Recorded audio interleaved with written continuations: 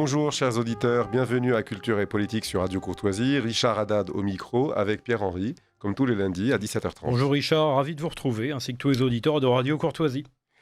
Au programme aujourd'hui, l'actualité, l'analyse de la guerre Iran-Israël. Et donc nous allons peut-être dans un premier temps résumer, parce que la plupart des auditeurs sont un peu au courant des faits, de ce qui se passe. Nous allons un peu résumer le contexte, pourquoi cette guerre, est-elle légitime ou pas. Et puis on va passer rapidement à la position de nos dirigeants, de la France, du monde médiatique, intellectuel, diplomatique. Et du monde militant aussi, et s'il y a des choses à en dire. Absolument. Monde militant de droite en tout cas. Militant de droite. Rappelons un peu le contexte. Donc, Dans la nuit du 12 au 13 juin, alors je précise aux auditeurs que vous nous écoutez le lundi 23, on a préenregistré le samedi 21, donc on a peut-être 2 jours de retard sur des événements et des coups de théâtre, mais donc ça a commencé dans la nuit du 12 au 13 juin, par des frappes sur Téhéran et sur des bases, sur des sites de production et d'enrichissement, alors de production de centrifugeuses, d'enrichissement d'uranium, et sur des sites extrêmement précis, extrêmement localisés, des frappes aux drones ou aux missiles qui visaient les plus hauts gradés, des forces, on va dire essentielles du régime iranien, à savoir les Pasdaran, les fameux gardiens de la révolution, et leur branche armée qui s'appelle la force Al-Quds en particulier, qui est la force de déploiement des Pasdaran au Proche et au Moyen-Orient, donc en dehors des frontières de l'Iran. Et ça a été en quelques heures une décapitation, puisque plus d'une dizaine des principaux responsables de ces organes du régime de Téhéran ont été tués par les frappes israéliennes, avec bien évidemment une armature, un arrière-plan d'agents infiltrés pro-israéliens ou israéliens eux-mêmes en Iran, qui montre à la fois l'ampleur de la préparation et puis le temps que ça a dû mettre en termes de préparation aussi, là encore, des années sans doute. Alors, ce n'était pas une surprise, parce que comme vous le dites, c'est préparé depuis longtemps, on savait que ça aura lieu. Alors, il n'y a pas que les centres d'enrichissement d'uranium qui ont été touchés. Il y a des chambres de recherche aussi. Oui, mais il y a aussi, parce qu'on oublie tout le temps, on nous dit, parce que, vous savez, il y a une sorte de révisionnisme sur ce sujet. On essaye de nous dire 2 choses. On essaie de nous dire que l'Iran n'était pas exactement au point d'avoir l'arme nucléaire. Ça, moi, j'aimerais bien y revenir un peu plus tard. Personnellement, moi, je n'en sais rien, et personne n'en sait rien. Mais on n'attend pas que quelqu'un l'obtienne pour le taper. Ça va de soi, je pense. Et donc... alors, quand on leur répond ça, ils vont plus loin maintenant. Maintenant, les révisionnistes absolus, intégraux, nous disent « Mais non, mais l'Iran, en fait, ils répètent la dialectique du régime iranien. » Les éléments de langage. Les éléments de langage, c'est de dire... Depuis 2003, en fait, jamais de la vie. l'ayatollah Khamenei a interdit la poursuite du programme militaire nucléaire iranien. Alors, je ne parle pas de la comparaison avec l'Irak, c'est encore pire, mais on en va y arriver dans cette émission par la suite. Mais sauf que là, il ne s'agit pas d'un général américain ou de George Bush qui nous explique ça. Il s'agit de l'Agence internationale pour l'énergie atomique, qui dépend de l'ONU.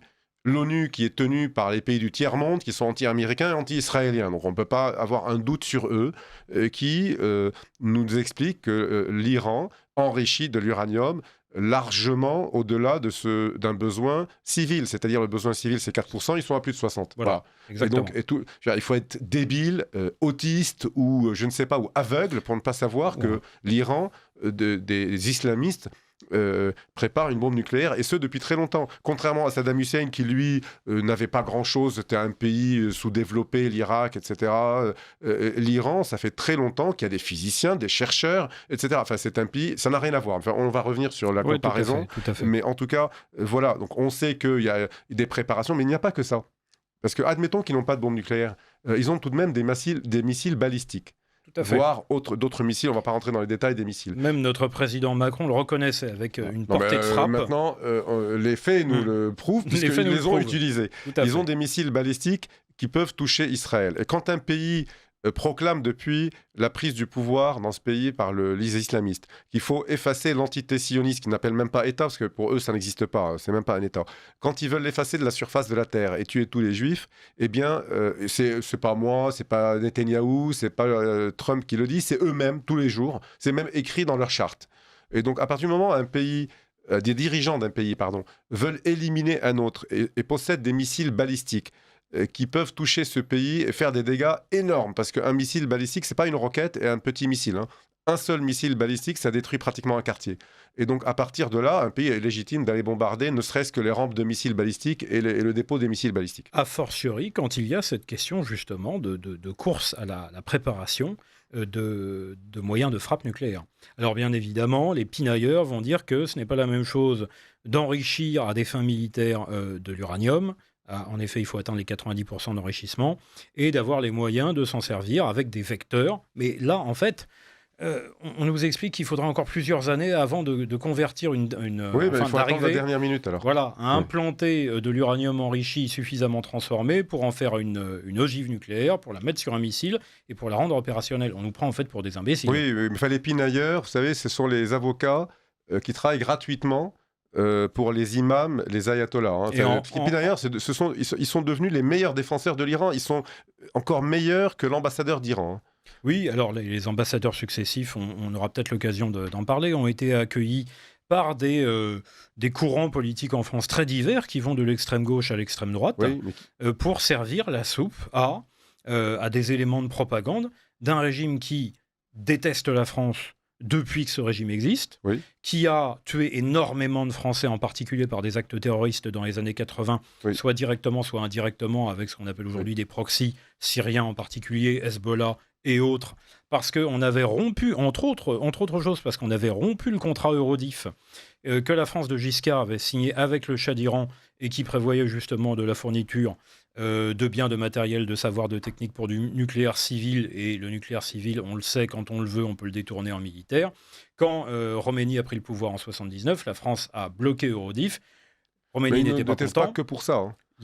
Pas que pour ça, bien évidemment, parce qu'on incarne, comme l'Occident... C'est une puissance islamiste. Alors, on nous a cassé les oreilles avec l'État islamique qui coupait des têtes de civils, ce qui n'était pas très glorieux de sa part, comme une menace, parce qu'ils ont commis l'attentat du Bataclan, qui était odieux, certes.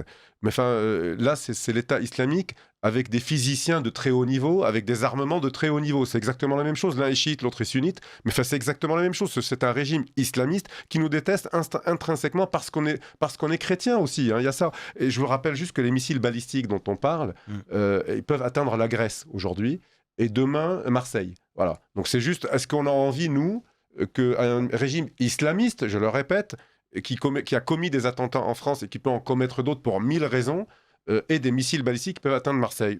Moi, personnellement, vraiment, on n'en a pas envie. Alors après, on nous brandit le droit international. Parce que, quand je dis « on », c'est que ce régime a de très bons avocats en France. Il s'agit du Quai d'Orsay, des diplomates du Quai d'Orsay, des anciens ministres des Affaires étrangères, de nos hommes politiques et de beaucoup de médias, et qui sont des habitués de l'ambassade d'Iran, parce qu'il faut le dire. Il n'y a pas que, d'ailleurs. Moi, je connais quelques noms de la droite française qui allait fêter la révolution islamique à l'ambassade d'Iran à coups de jus d'orange. C'est véridique, j'ai les noms. Dans un bar à vin. Oui, entre autres. Oui, voilà. Mais même à l'ambassade. Et même à l'ambassade. Ils avaient reçu, j'en connais qui ont reçu l'invitation, qui l'ont déclinée, tout à leur honneur. Et puis il y en a d'autres qui ont été en nous expliquant, et pourquoi pas ? Et pourquoi pas ? Bien sûr, et pourquoi pas ? Alors, le bar à vin, l'histoire du bar à vin en question, c'était une réception dans un bar à vin nationaliste. Alors, je ne sais pas s'il faut mettre des guillemets ou pas, mais un vrai bar à vin qui servait du vin normalement, d'un précédent ambassadeur iranien qui s'appelait, si je ne m'abuse, Mirabout Elebi. On est dans les années 2009-2010, dans ces eaux-là, en pleine vague, vous savez, Alain Soral, l'égalité, réconciliation, le voyage à Téhéran avec Dieudonné, etc., etc. Et on a les marchands de vin nationalistes qui reçoivent l'ambassadeur iranien dans ce bar à vin du 15e, si je ne m'abuse, mais il n'existe plus depuis longtemps, mais qu'ils reçoivent au jus d'orange. Oui. Avec, bien évidemment, un intervieweur très connu, dont on taira le nom, qui lui posait des questions qui n'étaient en fait que des questions rhétoriques, qui allaient dans le sens du discours iranien. Qui lui servait la soupe. Oui, c'est Monsieur l'ambassadeur, Excellence, pourquoi le régime iranien, pourquoi Téhéran ne veut pas développer le nucléaire militaire ? On se fout de nous, et on continue en fait, parce que ce sont les mêmes 10 ans, 15 ans, 20 ans plus tard, qui sont, comme vous le dites, en train de se faire les avocats du régime des mollahs et des ayatollahs, comme si ce régime représentait pour eux, on ne sait pas trop quoi. Alors déjà, un ennemi d'Israël. Donc vous avez toute la frange antisémite qui va de l'extrême gauche à l'extrême droite, qui voit en l'Iran le premier ennemi des Juifs. Voilà, tout ennemi des Juifs, on le soutient. Ça soit des mollahs, c'est pas grave, allons-y. Incarnation d'un ennemi tiers-mondiste, d'un Occident décadent. Donc là, vous avez tous les adversaires, tous les pro-tiers-monde et les adversaires de l'Occident qu'ils jugent eux-mêmes décadents, qui voient en l'Iran une espèce de contre-modèle de société tenue. En la République islamique, vous voulez dire. La République islamique, un régime tenu, un régime d'ordre, avec une colonne vertébrale spirituelle et morale, etc. etc.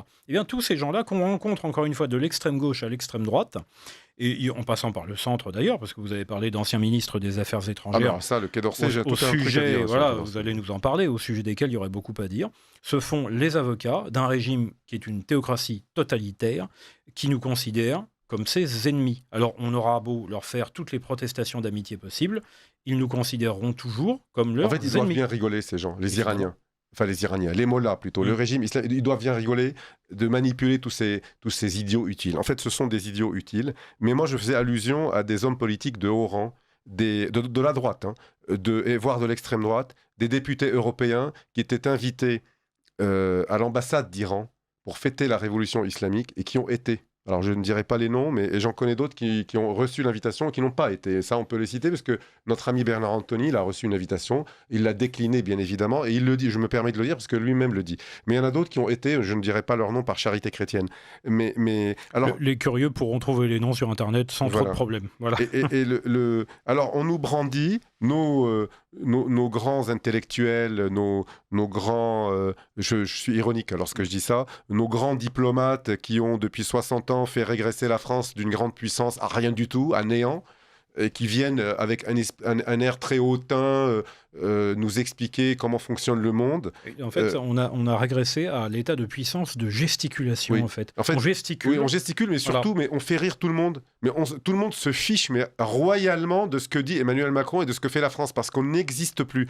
Et tous ces gens qui nous ont fait dégringoler à ce stade viennent nous expliquer comment ça fonctionne en nous expliquant que c'est pas permis, parce que le droit international, voyons. Et c'est exactement le même argument que l'on nous sort en politique intérieure. Lorsqu'on leur dit l'immigration, lorsqu'on leur dit la délinquance, lorsqu'on leur dit la France ne va plus exister, on dit il y a l'état de droit. L'état de droit. Alors l'état de droit, c'est le cousin germain. On ne peut pas tout faire.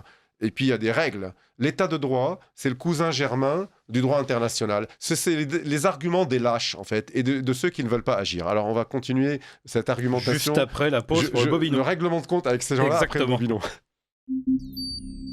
Vous appréciez cette émission? Alors aidez Radio Courtoisie à en produire d'autres. Rendez-vous sur soutenir.radiocourtoisie.fr. Merci d'avance. Alors, on revient sur cette classe politique et ces diplomates, ces ambassadeurs. Alors, je vais faire une parenthèse, Pierre-Henri. C'est que je dois, par honnêteté, préciser que les partis politiques aujourd'hui, de la droite dite nationale, donc le RN, Reconquête principalement, on fait des déclarations, on ne peut pas plus claires, de condamnation de l'Iran et de soutien à l'action d'Israël, en considérant que, non pas parce qu'ils sont pro-israéliens, comme on aime bien les caricaturer ce sujet, en considérant qu'Israël fait le travail qu'on aurait dû faire nous-mêmes. Voilà, comme l'a dit le chancelier allemand, d'ailleurs Marine Le Pen... Qui s'est félicité des frappes israéliennes sur Téhéran, le chancelier Merz. Absolument, et Marine Le Pen lui a donné raison. Voilà. Donc je dois reconnaître que Marine Le Pen, comme Éric Zemmour, comme Marion Maréchal,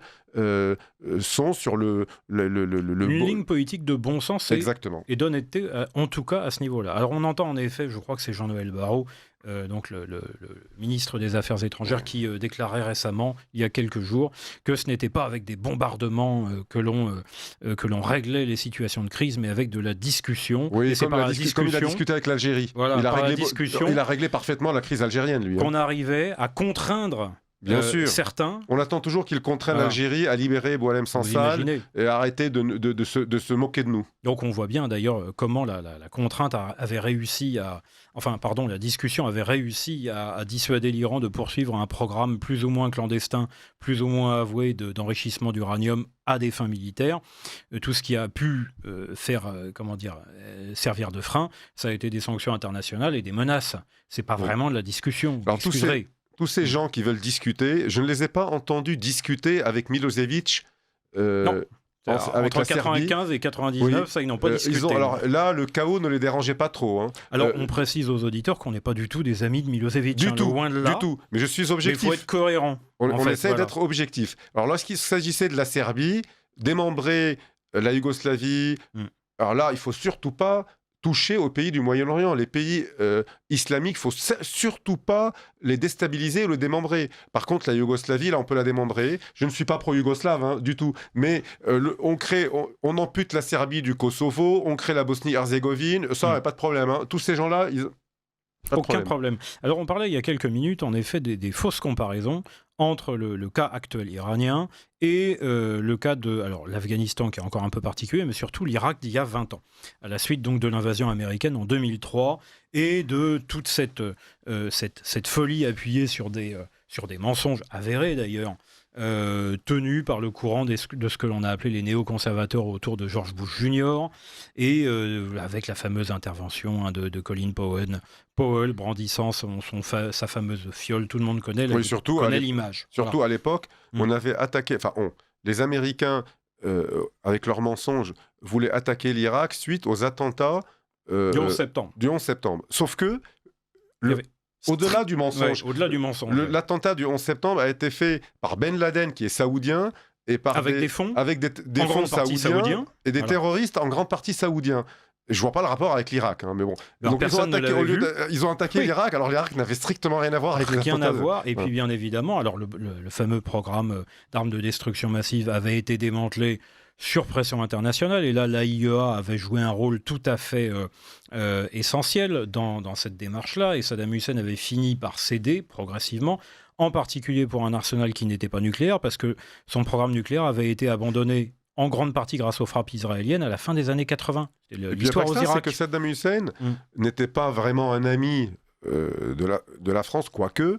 Enfin, c'était un dictateur sanguinaire, il oppressait son peuple, certes, mais il n'était pas une menace immédiate, directe et immédiate contre l'Occident. Il ne faut pas tout confondre. D'ailleurs, il y a une paresse intellectuelle, Pierre-Henri, c'est que c'est tellement facile de mettre tout le monde dans le même sac. Alors là, Irak, Libye, Iran, c'est pareil quand on parle des chrétiens d'Orient. Je passe à un autre sujet. C'est tellement facile. Alors les chrétiens d'Orient, ce qui ne veut rien dire, les chrétiens d'Orient, les chrétiens libanais n'ont rien à voir avec les chrétiens de Syrie, qui n'ont rien à voir eux-mêmes avec les chrétiens d'Égypte, les Coptes, etc.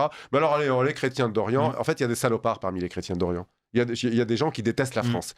Ah non, mais c'est bon, c'est les victimes, les chrétiens d'Orient. Et là, l'Irak, la Libye, l'Iran. Ah oui, bien sûr. Mais quel rapport entre la Libye et l'Iran ? Alors, c'est pour ça que je trouve, à titre personnel, ces comparaisons un peu spécieuses, puisqu'on est en gros en train de nous dire qu'Israël est dans le même rôle que George Bush Jr. il y a 20 ans, que le but de guerre, qui, là, pour le moment, est une guerre aérienne, qui est une guerre par des frappes et par de l'infiltration. Aérienne, je peux vous l'affirmer. Il n'y a pas de déploiement de troupes. Jamais de la vie. Jamais de la vie, voilà. Donc pour le moment, il ne s'agit pas d'envahir l'Iran. Une guerre qui est contrôlée, qui est limitée dans ses moyens. Et on nous affirme, on avance que les buts de guerre d'Israël sont les mêmes que ceux de George Bush il y a 20 ans avec l'Irak, c'est-à-dire un changement de régime. Alors le changement de régime n'est sans doute pas le but de guerre ultime d'Israël, parce que pour changer un régime, il faut en contrôler les effets, mais c'est peut-être un effet collatéral potentiel des bombardements en cours, en fonction de ce qui va se passer, si l'Iran va revenir ou pas à la table des négociations, avec les États-Unis d'ailleurs prioritairement plus qu'avec Israël. Là aussi, on compare l'incomparable. L'Irak, la Syrie, ce sont des pays dessinés par les puissances mandataires après la chute de l'Empire ottoman. Il n'y a pas de nation irakienne en réalité, comme il n'y a pas de nation palestinienne non plus, comme il n'y a pas de nation syrienne non plus. Il y a une nation arabe Donc ces pays-là, le dessin de ces pays est totalement artificiel, dans lequel il y a des minorités, etc. L'Iran est une nation qui a plus de 2500 ans. Alors évidemment, dans l'Iran actuel, il y a des minorités ethniques, etc. Mais ça n'a rien à voir avec l'Irak, la Syrie ou ces pays-là. Il n'y a pas du tout le même tiraillement. Ça n'a rien à voir. Et donc, il faut arrêter de... Alors la chute du régime, là aussi, la chute du régime de Saddam Hussein, qui était odieux, etc. Mais c'était un régime qui n'était pas islamiste. Alors peut-être qu'un régime odieux pas islamiste, on peut s'en contenter un peu si on n'a pas d'autre choix. Mais un régime islamiste qui nous menace, on peut... Et surtout, on sait parfaitement qu'il y a de fortes chances, s'il tombe, qu'il soit remplacé par un régime qui nous est plutôt favorable. Et je ne vois pas pourquoi on se retiendrait. Alors certains commentateurs ont tendance à dire que si les ayatollahs tombaient, ce seraient les civils, mais les gardiens de la révolution, les pasdaran, qui récupéreraient d'une manière ou d'une autre le pouvoir en Iran. C'est possible. Ouais. S'ils le récupéraient, c'est pour faire quoi ? C'est pour attraper au vol l'opportunité de changer de politique. Pourquoi ? Parce que les gardiens de la révolution sont des gens qui se sont enrichis, sont corrompus. C'est pour ça qu'Israël, d'ailleurs, a énormément de renseignements dans ce pays, parce que c'est un pays corrompu. Et donc, les gardiens de la révolution feront, malheureusement, je dis malheureusement, je ne le souhaite pas, ce qu'ont fait les anciens du KGB à la chute de l'Union soviétique. Ils ont récupéré les affaires. Voilà. Ils font déjà des affaires. Les gardiens de la révolution se sont enrichis. Ils profitent... Trafic de pétrole, tout, entre autres. Ils volent, ils dépouillent les richesses de l'Iran. Et donc, comme ils se sont enrichis, vous savez, quand vous êtes enrichis, vous voulez à tout prix garder vos richesses. Et donc, si ce régime menace leurs richesses par ses aventures nucléaires, ils prendront le pouvoir pour dire, écoutez, on arrête le nucléaire et puis on garde l'argent. Ce qui serait malheureux, d'ailleurs. Mais ce serait malheureux pour les Iraniens. Mais pas pour nous. Parce que nous, ce qui nous importe, surtout, je dis ça de manière un peu cynique, ce qui nous importe, c'est que l'Iran ne soit plus une menace. Mais si c'est même ce que je veux dire, c'est que même si les gardiens de la révolution prennent le pouvoir en abandonnant le nucléaire pour conserver leur pouvoir et leur richesse, ce sera déjà pas mal parce qu'on n'aurait pas une menace. Ce serait pas bien pour ce pauvre peuple iranien très courageux qui lutte. Mais dans tous les cas, la chute du régime, on dit non, il faut pas faire chuter le régime. Moi, ça me rappelle ces mêmes hommes politiques, diplomates, etc. Les mêmes nous disaient en 1989, l'Union soviétique ne doit pas disparaître tout de suite, ça va être le chaos. C'est une catastrophe. Ouais. Le mur de Berlin, oh là là, François Mitterrand dit non, mais la réunification de l'Allemagne, pas avant 2050. Ce sont les mêmes. Ils ne veulent pas que l'Union soviétique disparaisse, ils ne veulent pas que la Stasi disparaisse et que l'Allemagne de l'Est se réunifie avec l'Allemagne de l'Ouest. Mais ils ne veulent pas que les tyrannies, en fait, disparaissent. Non, ils ne veulent pas, parce que, encore moins quand c'est des tyrannies islamiques, parce que suivez l'argent. Vous voyez, on parlait des visites à l'ambassade, mais il y a aussi... Et de la corruption. L'argent. Voilà, alors, évidemment. Voilà. Donc, tout ça, c'est le Qatar. C'est pareil pour tous ces régimes. Donc, on suit l'argent. Et puis, la France... Pas la France. Pardon. Les dirigeants français sont devenus des islamophiles depuis très longtemps. On parle de la politique arabe de la France. En fait, la France est devenue un pays masochiste. Parce qu'on est dirigé par des gens qui sont islamophiles et à la limite, pourquoi pas, me dira-t-on, mais en fait, ils sont en train de privilégier les peuples qui nous détestent, qui veulent nous coloniser, qui veulent nous envahir. Parce que je sache, Israël, en 1956, a fait la guerre aux côtés de la France. Pendant la guerre d'Algérie, a soutenu la France. Donc, alors je sais bien qu'il y a toujours les anti-juifs qui, ça leur donne des boutons, tout ça. Nous avons soutenu aussi Israël. Nous avons soutenu aussi Israël.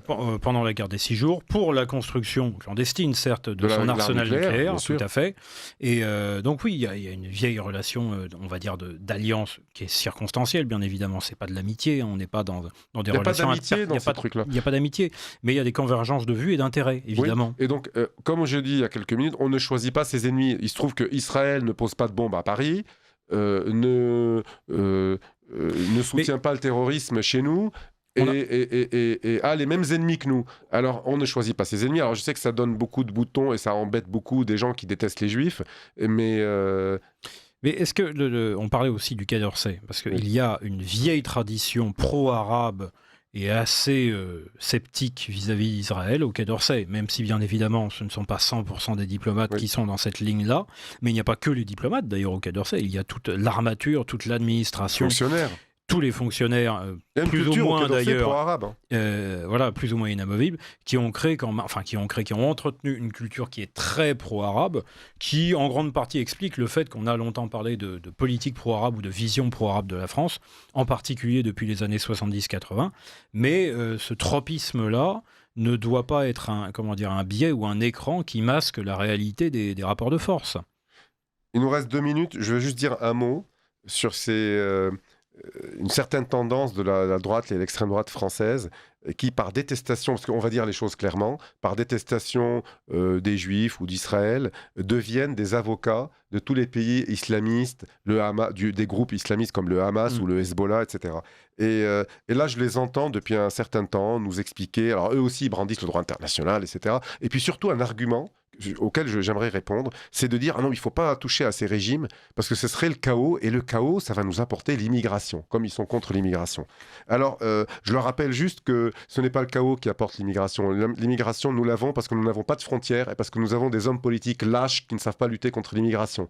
D'ailleurs, quand il y a des régimes totalitaires et islamistes qui retiennent les immigrés de venir chez nous, on les paye pour ça. Hein. Nous payons Erdogan pour ça. Alors, dans tous les cas, on paye. S'il y a le chaos... a été le premier cette semaine à commencer le chantage au flot migratoire vis-à-vis de l'Union européenne. Mais quand c'est il y a vraiment, le chaos, je suis désolé, ils viennent chez nous, on paye le coût de l'immigration, et quand il n'y a pas le chaos, on paye les pays pour les retenir. Alors, donc en gros, les gens qui défendent cette position-là sont les gens qui font le jeu du macro-ottoman Erdogan, parce qu'il n'y a pas d'autre mot. Oui, mais il n'y a pas que ça, c'est que c'est à la fois un macro et un maître chanteur. C'est la faute des autres. Non, c'est de notre faute, c'est nous qui n'avons pas une politique sévère contre l'immigration, et surtout, on a une politique sociale qui attire l'immigration, parce que les immigrés qui venaient de Turquie vers l'Europe, après le chaos, comme on dit entre guillemets, pourquoi n'ont-ils pas été en Russie? La Russie a une frontière avec la Turquie. Pourquoi n'ont-ils pas été en Arabie Saoudite, qui a une frontière avec l'Irak? Mais parce que on leur distribue pas de l'argent là-bas, et surtout il y a des frontières. Voilà. Exactement. Donc, on arrive à la fin de cette émission, cher Richard, on aura l'occasion d'en reparler. Oui, on va en parler la semaine prochaine, je pense que c'est pas fini. Exactement, c'est loin d'être terminé. Donc rendez-vous lundi prochain à 17h30 pour un nouveau numéro de Culture et Politique. Merci chers auditeurs, à la semaine prochaine.